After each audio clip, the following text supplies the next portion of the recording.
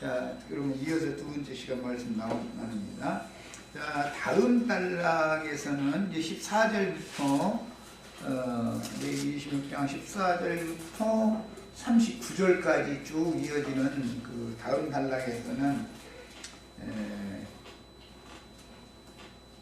하나님이 정하신 그 규례, 법도를, 계명들을 잘 지키지 않는 경우, 즉 말하자면 우상숭배에서 떠나지 못하는 경우에 이런 징벌을 하겠다라는 내용이 두 번째 단락인데 굉장히 길어요. 장절이. 이것은 신명기 28장에서 30장 사이에 쭉 나오는 말이고 이스라엘 역사상으로도 이 말씀이 그대로 이루어진 내용들이죠. 자, 일단 14절부터 34절까지 같이 읽겠습니다. 34절이 아니라 39절까지 자, 읽겠습니다. 그러나 너희가 내게 충성하지 아니하여 이 모든 명령을 준행하지 아니하며 내 규례를 멸시하며 마음에 내 법도를 싫어하여 내 모든 계명을 준행하지 아니하며 내 언약을 배반할진대 내가 이같이 너희에게 행하리니 곧 내가 너희에게 놀라운 재앙을 내려 폐병과 열병으로 눈이 어둡고 생명이 쇠약하게 할 것이요 너희가 파종한 것은 헛되리니 너희의 대적이 그것을 먹을 것이며 내가 너희를 치리니 너희가 너희의 대적에게 패할 것이요 너희를 미워하는 자가 너희를 다스릴 것이며 너희는 쫓는 자가 없어도 도망하리라. 여기 이제 너희 대적이라고 하는 것은 사실은 앞에서는 짐승들이라고 그랬죠. 사람 짐승들을 내가 쫓아내줄 거다 그랬는데 여기 이제 대적들이다 그랬어요. 원수들이죠. 이 짐승들이라는 것은 뱀의 족속들이지 그러니까. 자, 18절부터 읽어라 합니다. 또 만일 너희가 그렇게까지 되어도 내게 충성하지 않으면 너희의 죄로 말미암아 너희를 7배나 더 징벌하리라. 여기 이제 첫 번째 7배라는 말이 첫 번째 나왔어요. 몇 번 나오는지 한번 줄쳐가면서 봅니다. 사람도 기질이 그만큼 강하다는 거지.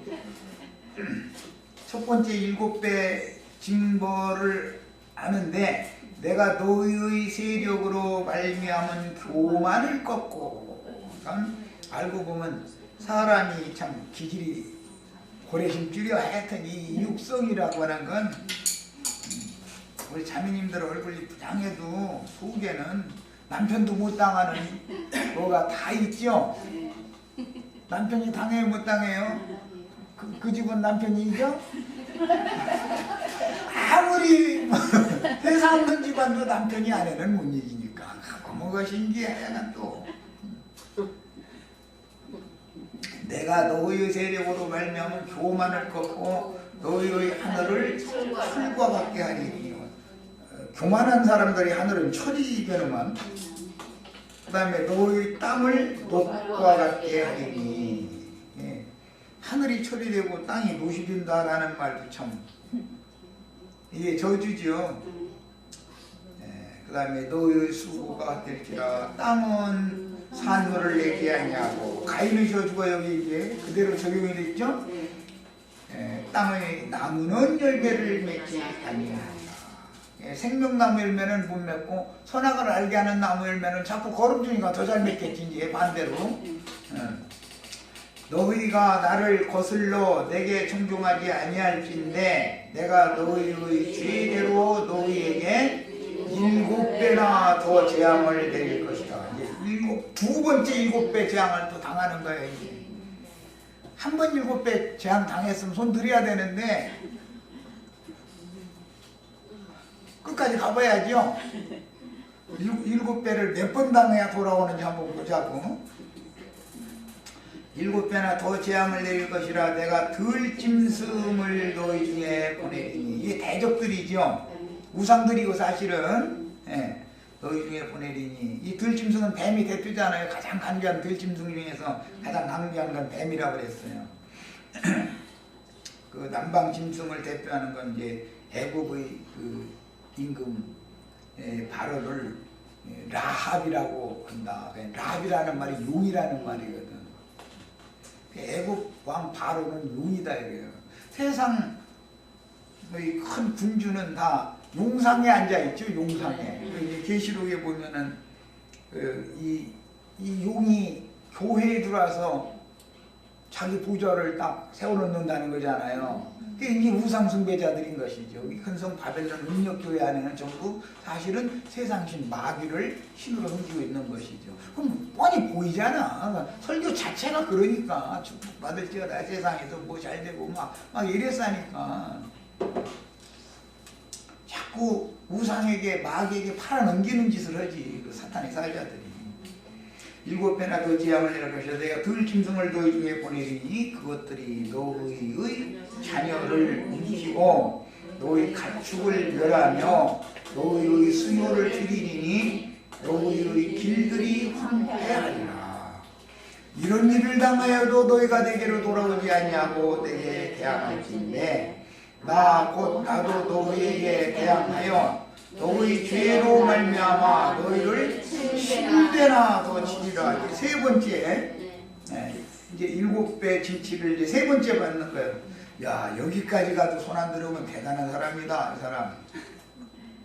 이게 누구예요? 앞으로도 한 번 더 남았어, 이게. 7배 진치를 받는 것이. 야, 그러니까 진짜 이 사람이 세상을 딱 끝내고 하나님께로 완전히 우상숭배를 끝내고 하나님께로 완전히 돌아서서 완전히 하나님께 바쳐진 자가 된다는 게 이게 쉬운 게 아니에요. 참 쉬운 게 아니야. 내가 칼을 너희에게로 가져다가 언약을 어긴 원수를 갚을 것이며 너희가 성읍에 모일지라도 너희 중에 연병을 보내고 너희를 대적의 손에 넘길 것이며 내가 너희가 의뢰하는 양식을 끊을 때에 열 여인이 한 과덕에서 너희 떡을 구워 돌에 갈아주리니. 이제 음식값이 막 폭등하는 거지 이제. 너희가 먹어도 배부르지 아니하리라. 너희가 이같이 될지라도 세 번째 7배의 징벌을 받았을지라도 내게 청종하지 아니하고 내게 대항할진대 내가 진노로 너희에게 대항하되 너희의 죄로 말미암아 7배나도 징벌하리니. 이제 네 번째죠. 7배 징벌 받는 것이 너희가 아들의 살을 먹을 것이요 딸의 살을 먹을 것이며 내가 너희의 산당들을 헐며 너희의 산당들이라는 게 우상의 집이죠. 이게 너희의 분향단들을 부수고 너희의 시체들을 부서진 우상들 위에 던지고 내 마음이 너희를 싫어할 것이며 내가 너희의 성읍을 황폐하게 하고 너희의 성소들을 이것은 하나님의 성소가 아니라 우상의 성소지요. 사실은 황폐하게 할 것이요 너희의 향기로운 냄새를 내가 흠양하지 아니하고 그 땅을 황무하게 하리니 거기 거주하는 너희 원수들이 그것으로 말미암아 놀랄 것이며 내가 너희를 여러 민족 중에 흩을 것이요 내가 칼을 빼어 너희를 따르게 하리니 너희 땅이 황무하여 너희 성읍이 황폐하리라. 이스라엘 역사에 때로 이루어졌죠. 너희가 원수의 땅에 살 동안에 이제 아시리아나 바벨론으로 애굽으로 다 풀풀이 흩음을 당했는데도 동안에 너희의 본토가 황무할 것이므로 땅이 안식을 누릴 것이라. 인제사 안식년이 오는 거죠. 안식년이 7번 지나가면 신년이 되면 돌아오는 거예요. 이제 그 돌아온 무리가 10분 일이다 이거예요. 10분 일. 그때 땅이 안식을 누리리니 너희가 그 땅에 거주하는 동안 너희가 안식할 때 땅은 쉬지 못하였으나 그 땅이 황무할 동안에는 쉬게 되리라. 얼마나 땅을 파느라고 열심히 일을 했으면 땅이 쉴 수가 없었겠어요. 그런데 이제 하나님이 안식년 면제년을 강제로 지금 안식년 면제년을 실행하는 거 아니에요.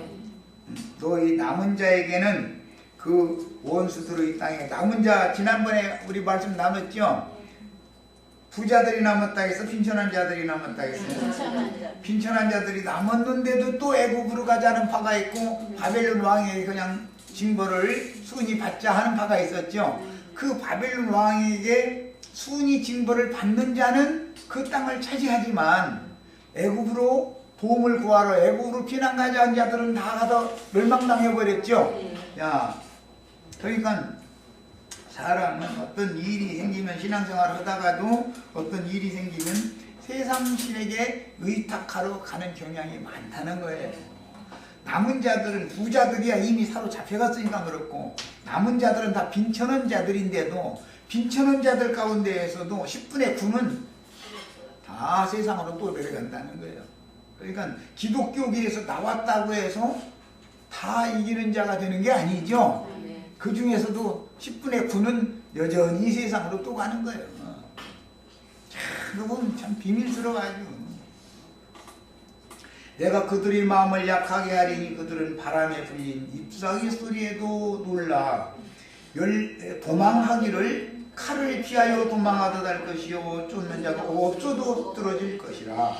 그들은 쫓는 자가 없어도 칼 앞에 있음같이 서로 짓밟혀 넘어지리니 너희가 원수들을 맞설 힘이 없을 것이요 너희가 여러 민족 중에서 망하리니 너희 원수들의 땅이 너희를 삼킬 것이라. 원수의 땅이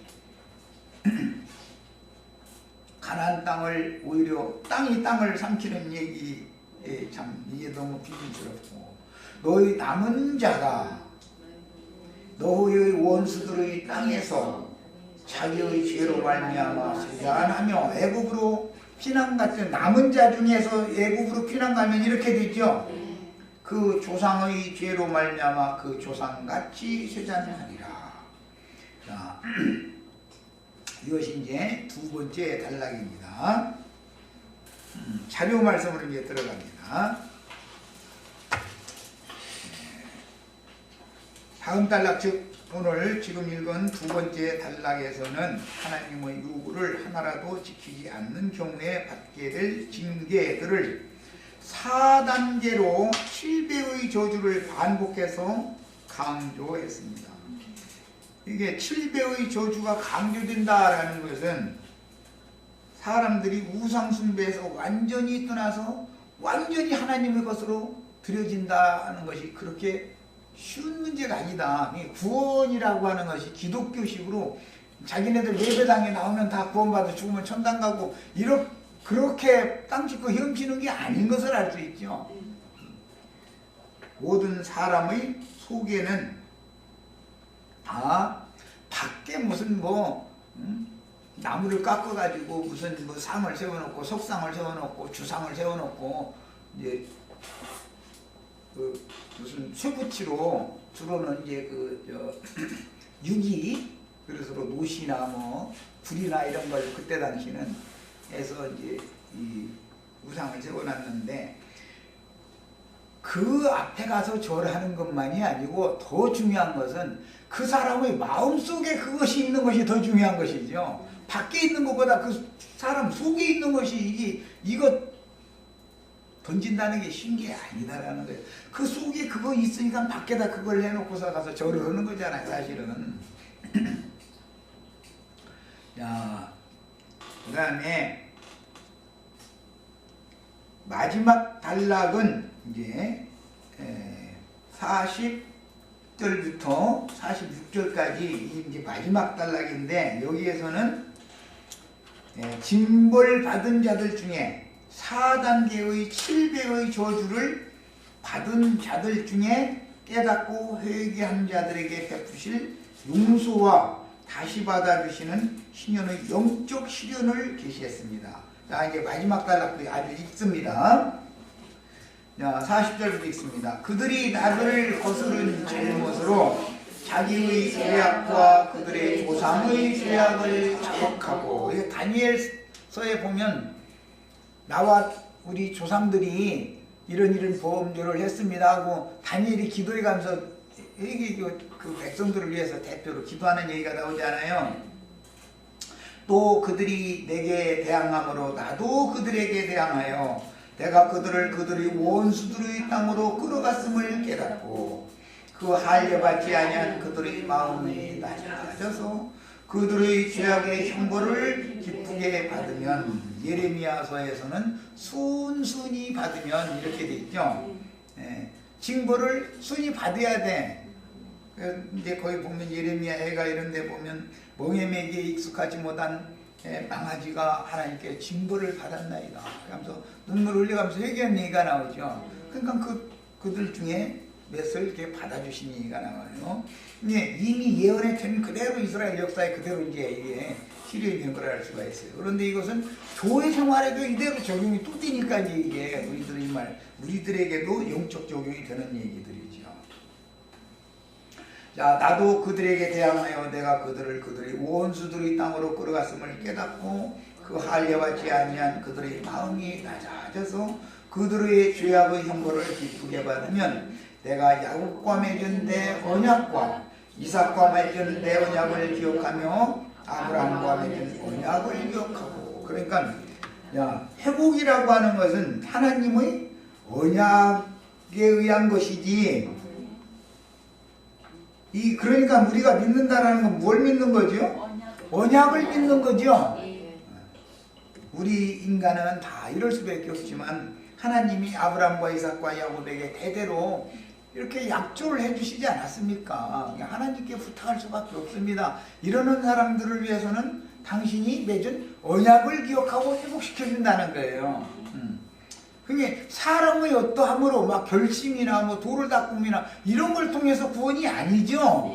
하나님이 맺은 언약 때문에, 하나님이 거짓말을 하실 수 없는 분이기 때문에 언약을 이루어 놓는다. 이게 구원이에요.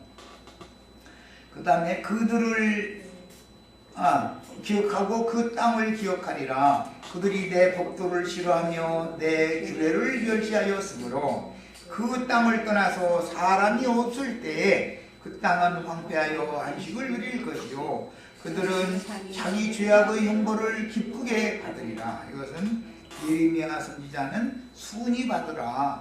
그리하면 하나님이 너희를 여기서 안전히 거하게 해주실 것이다. 남은 자들 보고 그랬죠. 그런데 남은 자들 중에 파가 딱 갈라져 버린 거예요. 애국파가 생기고 바벨론 파가 생기고 선지자 편이 있고 거짓 선지자 편이 있고, 거짓 선지자 편이 구분이 거짓 선지자 편에 서서 바벨론 왕이 세운 총독을 암살해버리고 애국으로 도망갔는데, 피난을 갔는데 애국에서 잘 살 줄 알았더니 그게 아니라 멸망당해버렸잖아요. 이게 역사에 그대로 이루어진다. 교회사에서도 이게 그대로 이루어진다는 거예요. 자, 그 다음에 그들은 자기 죄악의 형벌을 기쁘게 받으리라. 그런즉 그들의 원수들의 땅에 있을 때에 내가 그들을 내버리지 아니하며, 비록 아시리아나 바벨론이나 애국이나 하늘 이 끝에서 땅 저 끝까지 뿔뿔이 다 흩어지게 하셨지만 그냥 죽으라고 내버린 것이 아니다인 것이죠. 그들 중에라도 그렇게 징벌을 받고서라도 뉘우치고 돌아오는 사람들을 기다리는 하나님이다. 지금 그 얘기죠.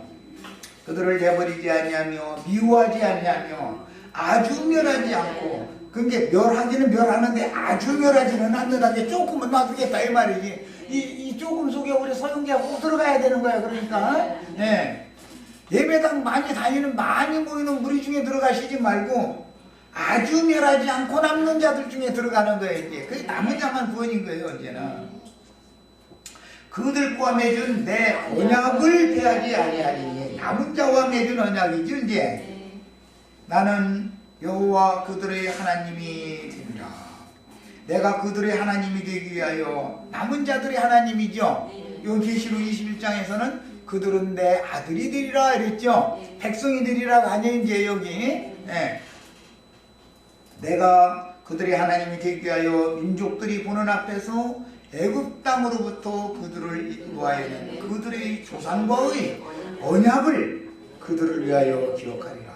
전부 회복은 뭐에 관계가 있다고요? 하나님의 언약에 관계가 있는 거예요. 사람이 뭘 해서가 아니에요. 절대로. 그래야만 값없이 주신 구원이다 이거예요. 은혜로 받은 구원이죠. 내가 믿은 것은 구원이 아니죠. 믿음의 주님께서 믿어지게 해주셨어야지. 그 믿음을, 계시될 믿음을, 계시로 주시는 믿음을 우리가 받았어야지. 예. 그들을 위하여 기억하리라. 나는 여호와니라. 이것을 여호와께서 시내산에서 자기와 이스라엘 자손 사이에 모세를 통하여 세우신 규례와 법도와 율법이니라. 그래서 이제 레위기 26장을 다 읽었습니다. 세 단락으로 되어 있는 부분이 충분히 이해하셨죠? 자, 이제 자료로 갑니다. 레위기 26장으로 27장 말씀은 레위기 25장의 안식년과 신년에 관한 율법에 이어서 계속되는 말씀으로서 이스라엘과 유다 왕국의 역사에 그대로 실현이 되었고, 27장은 주로 이제 한 무리는 세상신 마귀에게 아주 받쳐진 자가 되고, 그 다음에 남은 자 중에 또 남은 자 10분 1일 이 사람들은 여호와의 것으로 아주 받쳐진 자다. 이것은 교개하거나 무르거나 바꿀 수 없다. 우리는 다 여호와의 것으로 아주 받쳐진 자가 되는 거예요. 이제 그러면 레위기 27장까지가 이제 일단 다 끝난 거예요.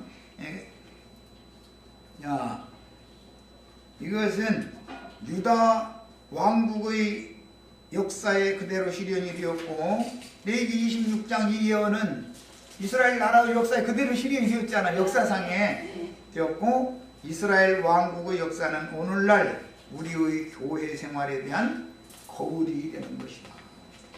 이것은 영적 적용을 할 때는 주님이 세운 교회는 세속화되어지고 타락됐다가 그 다음에 회복의 과정을 거쳐서 10분 1만 최후로 남은 자가 돼서 이기는 자들이 되는 거다. 지금 그 얘기란 말이에요. 그러니까 기독교계의 그 구원이라고 하는 구원관과 성경이 말하는 구원관은 사실은 알고 보면 전혀 다른 내용이죠. 성당이나 예배당에 나오면 당신 거듭났고, 당신 구속받아서, 당신 구원받았고, 이제 하나님이 축복받아서 잘 먹고 잘 살다가 죽은 다음에 뿅 먹고 죽지도 않지. 그 사람들 얘기는 죽지도 않고 뿅 하고 휘거져가지고 좋은 데로 가고 막 뭐 이 식이잖아. 근데 너무 귀를 긁어주는 좋은 말이지만 그것이 우상숭배를 하게 하는 사탄의 사자들이 꾀는 거짓말이다 이거예요. 거기에 속으면 안 되는 것이죠. 이렇게 가르치니 손님이 오겠어? 그 사람들처럼 자기네 예배당에 오면 당신은 구원받았다고, 당신이 이렇게 이제 죽지도 않고 호련히 변화돼서 쉬고 될 거라고 이렇게 가르치면 손님 많이 오죠. 그거 좋아하지 않는 사람 어디가 있어. 세상에서도 잘 먹고 잘 산다. 육신적으로도 죽지도 않고 호련히 쉬고 된다. 그러면 그거보다 더 좋은 게 어디가 있어. 그런데 성경 이야기는 전혀 그런 게 아니라는 것이 이게 이제 문제가 된 거예요. 레위기 26장을 이해하는 데 도움을 주는 신명기 28장부터 30장에 다시 나오는 말씀의 요약이 레위기 25장에서 27장 내용인데, 자세한 본문의 뜻을 헤아리기 위해서는 반드시 신명기 28장에서 30장 말씀을 읽어야 합니다. 이거 오늘 읽으면 뭐 이거 다 읽지도 못하니까 집에서들 각자 꼭 읽어보시길 바라고 말씀 내용을 참고하도록 합니다. 이런 말씀들은 최초에 사람이 에덴 동산에서 행복을 누리다가 마귀의 유혹을 받고 넘어져서 동산 밖으로 쫓겨났으나 다시 구속받은 것을 반복하는 이스라엘 나라의 역사에 그대로 나타났으며 신약의 교회 타락과 회복으로 적용이 되는 것입니다. 우리는 지금 맨 나중에 빈천한 자들이 남은 중에 구분은 내부로 도로 가버린 건 소용없는 거고 10분 일이 되는 것을 우리는 추구하는 거예요. 이 일은 우리의 개인적인 삶의 체험일 뿐 아니라 11조 얘기하면 최종적으로 남은 자가 11조다 이제 이렇게 얘기하면 목사님들은 뭐 먹고 사느냐 이러고 나와 버리기 때문에 이게 또 곤란한 문제지. 목사님들이 못 먹고 사는 걸 걱정할 것이 아니라 내가 최후로 남은 자가 되는 걸 걱정을 해야지. 그렇잖아요. 구약시대의 이스라엘 나라에 있었던 역사적인 사실이요, 신약시대의 교회사에 그대로 나타나는 영적인 사실이 되었습니다. 이 말씀을 개인에게 먼저 적용하면 각 개인의 인생의 삶에서도 타락과 저주와 회복이 그대로 적용되고, 우리들도 오락오락한 사람들 아니었죠? 7배의 징치를 4번씩 겹쳐서 받고 나서 천주의 의지 없어서 손들고 옵니다 그랬죠? 그냥 첫 번째 징배를 받고 나서 깜짝 놀라서 손 바짝 들고 왔습니다 이러면은 아직 신년이 먼 사람이죠? 얘기를 들어보면 알아. 신앙 간증을 다 들어보면 이 사람이 신년이 먼 사람은 값을 많이 줘야 사잖아. 그 사람 이 사람 사는데 돈깨나 들어가게 생겼구만 그러고, 어떤 사람은 신년이 그냥 불과 1년밖에 49년이나 지나가 버려가지고 49년 지나서 바로 50년이니까 안 되네. 48년 지나가가지고 1년만 더 지나면 신년이 올 사람인 거 벌써 다 알아. 이렇게 들어보면. 그래서 77은 49 아니야. 안식년 7번 지나간다 그랬으니까. 그런데 7배의 징벌을 4번 받았으니까 여기서는 징벌을 28번 받는 거지 뭐. 그만큼 강하다는 거예요. 세상 사랑하는 마음이 그게 금방 끊어지는 게 아니야. 그러고 막 죄를 떠났다, 난 율법 지어줘 속량 받았다 해가지고 막 할렐루야 거듭나면 다 된다 이러면 그 사람 만나면 신년이 아이고 저 사람 신년이 뭐라고만 싶죠 라고 보면 알잖아. 나 예수 믿은 사람들 중에 옛날에 한 80년 90년대에 그 구원받은 사람들 참 대단하더만. 아주 루디아 자매가 이런 데까지 왔다는 게 참 기적 중에 기적이요. 사람들 교회만 거듭났대. 다 딴 사람들은 죄상과 거듭난 니 뭔지도 모르고 그런 일도 없고 교회만 다 구원받았다 이러고. 사람들 만나면 진짜 힘들어요. 단체적으로 이제 교회의 축복과 타락과 저주와 희년을 만나 그 영으로 임하신 주님을 영접한 그리스도인들의 교회 생활도 다 이처럼 많은 단계를 거치는 실패와 회복의 반복되는 과정이 있게 마련입니다. 최후로 남은 자가 된다라는 것은 예수 믿자마자 그렇게 되는 것이 아닌 것이고, 많은 신앙 연단과 과정을 거친 다음에 최후로 남는 자 11조에 들어가는 사람은 바벨론에서 돌아온 무리라 해가지고 다 예루살렘에 거하는 게 아니었죠. 10분 1만 예루살렘에 거하고 제비 뽑혀가지고 나머지는 그냥 성 밖의 땅에 흩어져서 거하게 했어요. 그러니까 계시록에 이기는 자들, 하나님의 아들들은 수가 많지 않죠. 만국 백성들이 수가 많지, 하나님의 백성들이 수가 많지, 어떻게 왕들이 수가 많겠어. 기독교계는 뭐라고 말해요?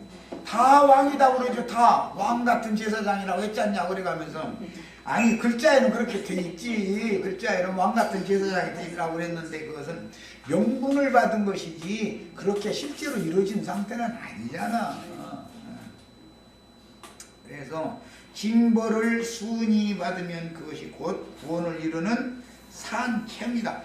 신앙생활이라고 하는 것은 영적 체험이 중요한 것이지, 이런 영적 체험이 없이 교리를 알고 신학 지식을 가지고 한 것은 그 말씀을 이루기 위하여 그 말씀대로 하나님이 그 인생의 삶에 적용시켜 줄 때서 그렇게 말씀과 같이 되어지는 것이잖아요. 그래서 말씀을 먼저 주시는 것은 앞으로 구원을 이루기 위한 선행 그 방법일 뿐이고, 말씀을 받으면 말씀을 하나님이 그의 삶 가운데에서 교회 생활 중에서 실현시켜야만 된다 이런 말이에요. 그냥 말씀만 받은 것이 다는 아니죠. 당연히. 예수님은 세상에 오실 때 말씀이 육신이 되어 오셨다라는 거잖아요. 그래서 말씀이 생명이신데 그 말씀으로 잉태되고 그 다음에 말씀을 이루기 위하여 마리아의 태를 통해서 사람으로 오셨는데, 그렇게 오신 것이 말씀이 육신되어 오신 것이다라는 오신 것 자체가. 그런데 그렇게 오셨음에도 불구하고 그런 예수님이 많은 고난을 통해서 순종을 또 배우는 거예요. 또 순종을 배워가지고 온전케 되셨다. 그래서 그러니 똑같은 과정을 우리도 당연히 거쳐야 하나님의 영광이 간다는 거잖아요. 그게 신앙이라는 것은 말씀을 받는 것은 기본인 것이고, 말씀을 하나님이 친히 이루어 놓으셔야만 나의 구원이다, 이제 그 말이란 말이에요. 처음 희년을 체험하고 주님을 만난 사람도 시간이 지남에 따라 신앙의 퇴보를 인하여 처음 예수 믿자마자 바로 자꾸 올라가는 게 아니죠. 오르락 내리락 하지. 그죠? 일단 애굽으로 내려갔다가 다시 올라오는 거야. 아브라함부터 그래. 시작부터 그랬어. 이스라엘 12지파도 기근을 만나가지고 야곱 족속 70이 애굽으로 내려갔다가 400년이 지난 다음에 올라오잖아요. 가나안 땅으로. 언제나 이렇게 하는 것이지, 그냥 부르시면 바로 그냥 하늘로 데리고 가고, 이게 아니다라는 것이죠. 그게 쉬운 게 아니죠. 내려갔다 올라갔다 이걸 반복하지. 그래서 영적 타락의 일로 일단 구속받고 거듭난 사람도 타락의 길로 내려가다가 주님의 말씀과 같이 가중되는 7배의 징벌을 4번이나 받잖아요. 가중되는 징계를 통해서 안식과 신현이신 주께로 돌아오게 되며, 돌아온 둘째 아들 얘기 들어보면 뭐 아주 너무 정확해. 딴 얘기보다도.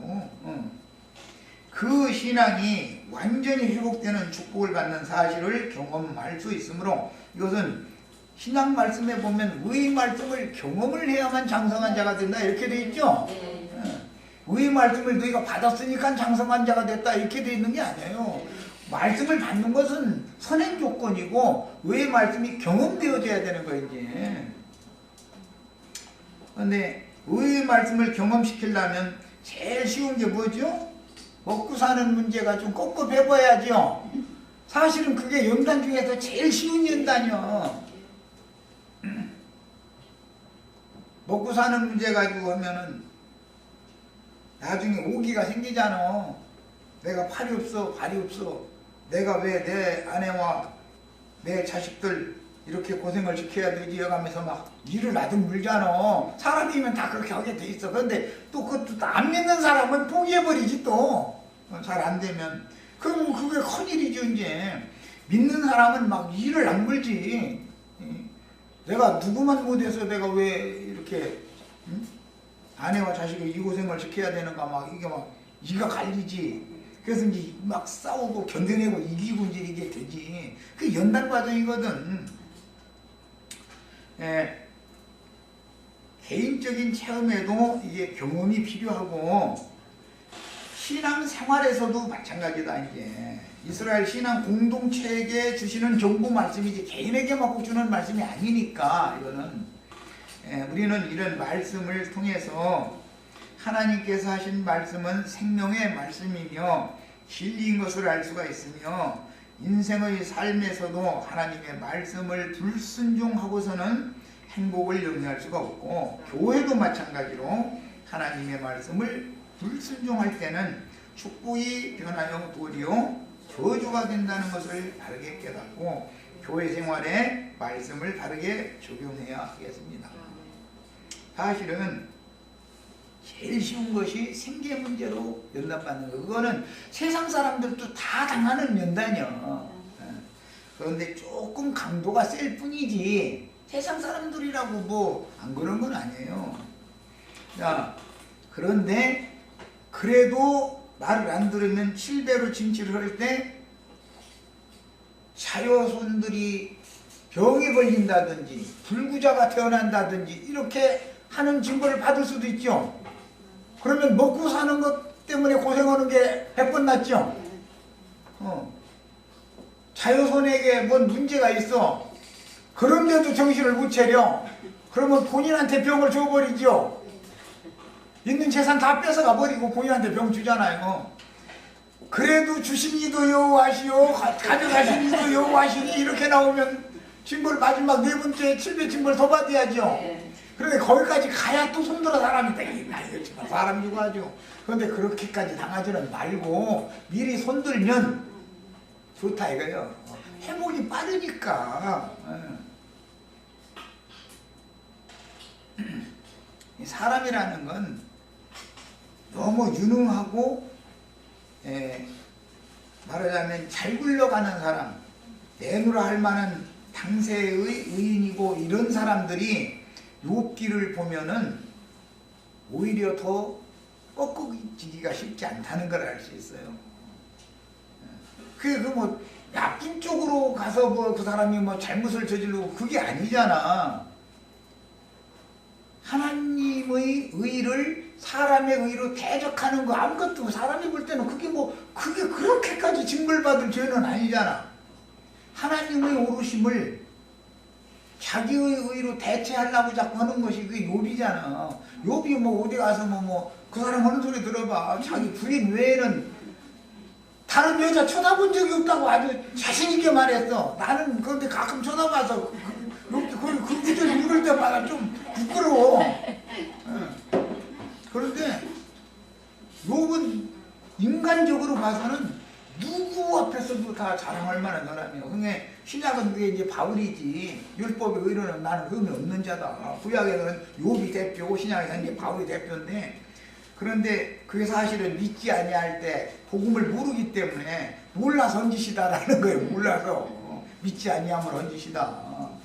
이게 얼마나 놀라운 얘기인지 몰라. 그런데도 이런 복음에 대해서 깨달음이 전혀 없는 사람들, 오늘날 뭐 메시아닉 지움과 뭐 그런 사람들이 일어나가지고 율법을 다 지켜 행해야만 된다고 지금 히브리어 뭐 헬라어 해가면서 난리가 아니야. 저 유튜브에 가보면 그 사람들은 또 히브리어 헬라어 박사들만 다 또 그쪽에 몰렸더만 또 보면 이래가지고 그래서 이게 하나님의 일하심이구나 라는 걸 내가 이제 깨달았어요. 그래서 우리도 최소한의 기초 지식은 갖춰야 되겠다. 내가 특히 그 사람들 때문에 내가 이런 생각을 한 거예요. 그 사람들 아주 굉장치도 않아. 하여튼 너무 그런데 그 사람들은 사실을 알고 보면 복음을 모르고 복음을 대적하는 짓을 하고 있는 거다 이거야. 그게 뭐 욥이나 바울의 이보다도 더 강한 사람들이 자기네들이 율법을 다 행하겠다고 토라를 다 행하겠다고 이러고 나서니 뭐 이 사람들 누가 당할 거예요. 그걸 한번 해보라 그래. 해봐야 돼. 할 수 없어. 그렇다는데 어떻게 할 거예요. 손을 들면 나는 할 수 없습니다. 나는 처음부터 흙에서 취한 약한 그릇이고 세상에 내가 살아있기 때문에 세상 것들이 내 눈에 들어오고 내 귀에 들리고 내가 손으로 만질 수밖에 없고 하기 때문에 나는 이 시험을 내 스스로 못 이깁니다 하고 주님께 맡기면 주님이 오셔서 이제는 내가 산 것이 아니오 내 안에 그리스도께서 사심으로 나를 율법의 모든 요구가 이루어지게 해가지고 하나님의 영광 앞에 내가 데려다 주마. 그래서 내가 메시아다, 내가 구원자다, 이것을 계속 성경이 말하는 것인데도 불구하고 저희가 율법 다 지켜야 된다는 거예요. 토라 중에 한 가지라도 빼놓으면 안 된다 말이야. 이러고 오죽하면은 하도 답답해서 지난번에 와서 소란 피우던 그 목사라는 그분한테 당신 말이야 안식일 그렇게 철두철미하게 지키면 안식일 날 만약에 아기가 갑자기 체해가지고 지금 숨 넘어가는데 약국에 가서 약 사러 가냐 병원에 가냐 안 가냐 그랬더니 안식일 날 정말로 잘 지키냐고 안식일날 매매하면 안 되잖아. 사고 팔지 말라고 했으니까 매매하면 죽여야 되잖아. 당신 말이요. 당신 자여선이 갑자기 욕나가지고 죽어가는데 약사로 가면 당신 죽잖냐. 그렇게 하냐니까 대답을 안 들으면 또 그걸 양심이 있는지 말이야. 그리고 당신 지금 율법에 의하면은 두 가지 계류로 직조하는 옷을 입지 말라고 그랬는데 당신 입고 있는 옷이 그게 다 혼방사지. 응? 순면이라든지 순나이롱이라든지 이렇게 돼 있는 것이 없다. 당신 옷 벗겨서 다니냐 지금. 이제 내가 이제 그거 혼방사 안 입어야 되니까 두 재를 직조한 거 안 입어야 되니까 그럼 당신 벗고 사냐. 이제 이렇게 하면 왜 답변을 한나 모르겠어. 그래 없어서 율법을 지켜야 된대. 나 이거 정말 너무 간단한 얘기인데 레위기 11장에 보면 비늘 없는 생선 먹지 말라고 그랬고 먹지 말라는 게 한두 가지가 아닌데 그리고 귀뚜라미는 잡아먹으라고 했는데 당신 날마다 귀뚜라미 잡아먹냐.